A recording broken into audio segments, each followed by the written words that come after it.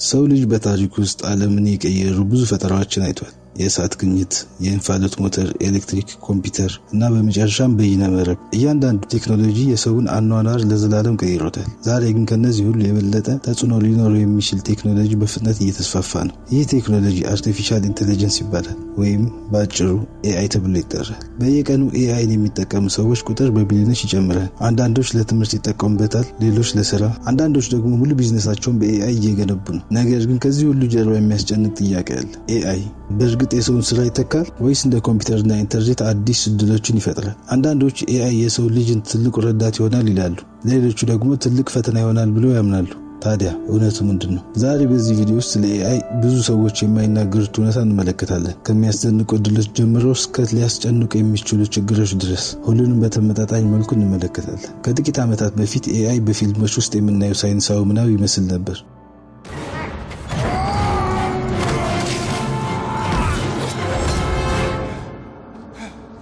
What am I?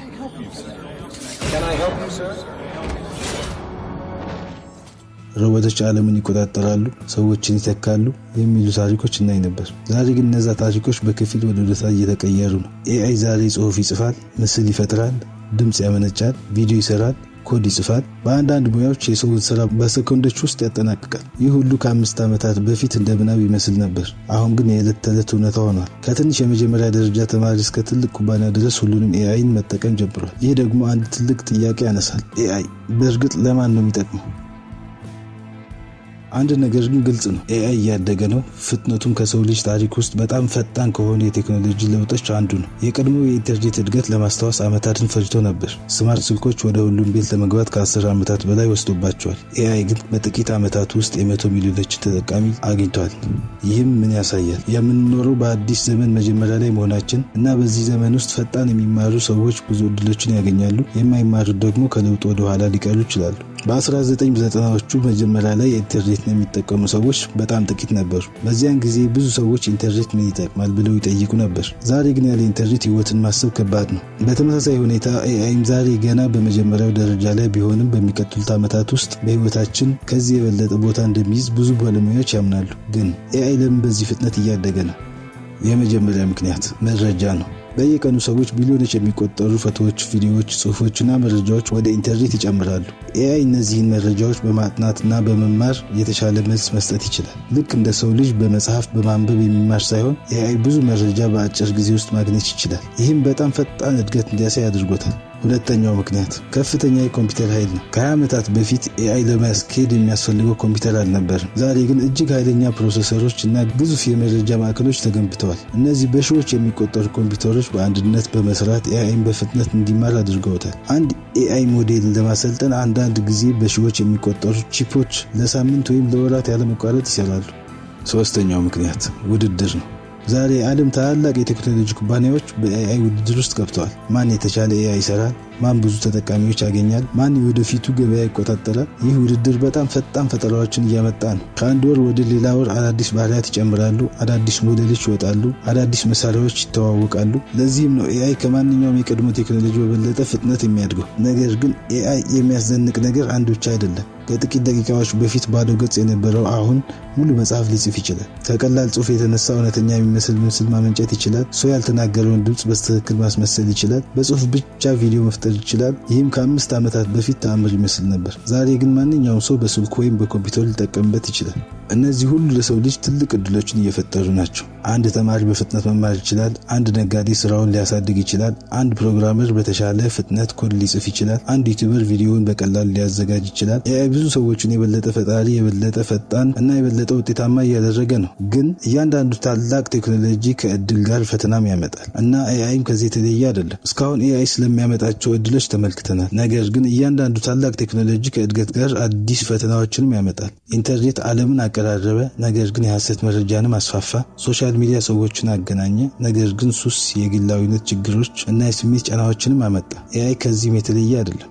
የመጀመሪያው ፈተና ብዙ ሰዎች ኤአይ ስራዬን ይወስዳል ብለው ይጠይቃሉ። ይህ አዲስ ጥያቄ አይደለም። በኢንዱስትሪያል አብዮት ጊዜም ሰዎች ማሽኖች ስራችንን ይወስዳሉ ብለው ፈርተው ነበር። አንዳንድ ስራዎች በእርግጥ ተቀይረዋል፣ ነገር ግን በተመሳሳይ ጊዜ አዳዲስ ሙያዎች ተፈጥረዋል። ዛሬም ተመሳሳይ ነገር ሊከሰት ይችላል። ኤአይ አንዳንድ ተደጋጋሚ ስራዎችን በፍጥነት ሊሰራ ይችላል፣ ግን ከዚህ ጋር አዲስ የኤአይ ሙያዎች፣ አዲስ ንግዶች እና አዲስ እድሎችም እየፈጠሩ ናቸው። ስለዚህ ጥያቄው ኤአይን ስራችን ይወስዳል ብቻ አይደለም፣ እኛ ከኤአይ ጋር እንዴት እንሰራለን በሚለው ነው። ሁለተኛው ፈተና እውነትን መለየት። አንድ ጊዜ ቪዲዮ ካየን እውነት ነው ብለን እናምናለን። ዛሬ ግን ያ ቀላል አይደለም። ኤአይ በጣም እውነተኛ የሚመስሉ ምስሎችን ማመንጨት ይችላል፣ ድምጽ ማስመሰል፣ ቪዲዮ መፍጠር። እነዚህን ዲፕ ፌክ ብለው ይጠራሉ። አንድ ሰው ተናግሮ የሚያውቀውን ነገር እንደተናገረ ማሳየት ይችላል። ምስል እውነተኛ ቢመስልም ሙሉ ኤአይ የፈጠረው ሊሆን ይችላል። ስለዚህ ከዚህ በኋላ የምናየው ሁሉ ወዲያውን ማመን አይገባም። ምንጩን ማረጋገጥ፣ ከዚህ ቦታዎች መፈተሽ እና በጥንቃቄ መመልከት ይበልጥ አስፈላጊ ይሆናል።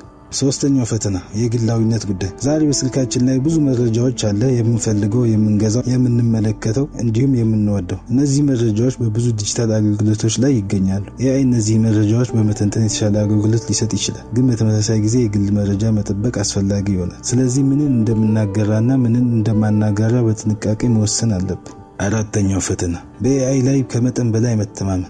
ኤአይ ጠንካራ መሳሪያ ነው፣ ነገር ግን ፍጹም አይደለም። አንዳንድ ጊዜ የተሳሳተ መረጃ ሊሰጥ ይችላል። አንዳንድ መልሶች በራስ መመርመር ያስፈልጋቸዋል። ስለዚህ ኤአይን እንደ ረዳት መጠቀም ጥሩ ነው፣ ነገር ግን ውሳኔዎችን ሙሉ ለኤአይ መተው ጥሩ ሀሳብ አይደለም። የሰው ልጅ ፈጠራ፣ ፍርድ፣ ልምድና ስነምግባር አሁንም ከፍተኛ ዋጋ አላቸው። ኤአይ በእርግጥ ስራዎችን ይወስዳል። ይህ በዓለም ዙሪያ በጣም የሚጠየቀው ጥያቄ ነው። አንድ ሰው ለ10 ዓመታት የተማረበትን ሙያ አንድ ኤአይ በጥቂት ደቂቃዎችን ቢሰራው ማንም ሰው መጨነቁ ተፈጥሯዊ ነው። ግን ይህን ታሪክ ከዚህ በፊትም አይተነዋል። መኪኖች ሲመጡ ፈረሶች የሚሰሩት ብዙ ስራ ተቀየረ። ኮምፒውተሮች ሲመጡ በእጅ የሚሰሩ ብዙ ስራዎችን ተቀየሩ። ኢንተርኔት ሲመጣ አንዳንድ ንግዶች ጠፉ፣ አዲስ ንግዶችን ግን ተፈጠሩ። ኤአይም ተመሳሳይ ለውጥ እያመጣ ነው። አንዳንድ ተደጋጋሚ ስራዎች በኤአይ ሊሰሩ ይችላል፣ ግን ኤአይ አስተዳዳሪዎች፣ ኤአይ አማካሪዎች፣ ፕሮምፕት ኢንጂነርስ፣ ሌሎች አዳዲስ ሙያዎች እየተፈጠሩ ነው። ስለዚህ የወደፊት ጥያቄ ኤአይ ስራዎችን ይወስዳል አይደለም፣ ከኤአይ ጋር መስራት ትችላለህ የሚለው ነው። ዲፕ ፌክ የእውነት መጨረሻ። አንድ ጊዜ በቴሌቪዥን ያየነው እናምን ነበር፣ በኋላ በኢንተርኔት ያነበበውን ማጣራት ተማር። ዛሬ ግን ቪዲዮ እንኳን ሙሉ በሙሉ በኤአይ ሊፈጠር ይችላል። ሰውየውን ያልተናገረውን እንደተናገረ ማሳየት ይቻላል። ይህን ዲፕ ፌክ ብለው ይጠሩታል።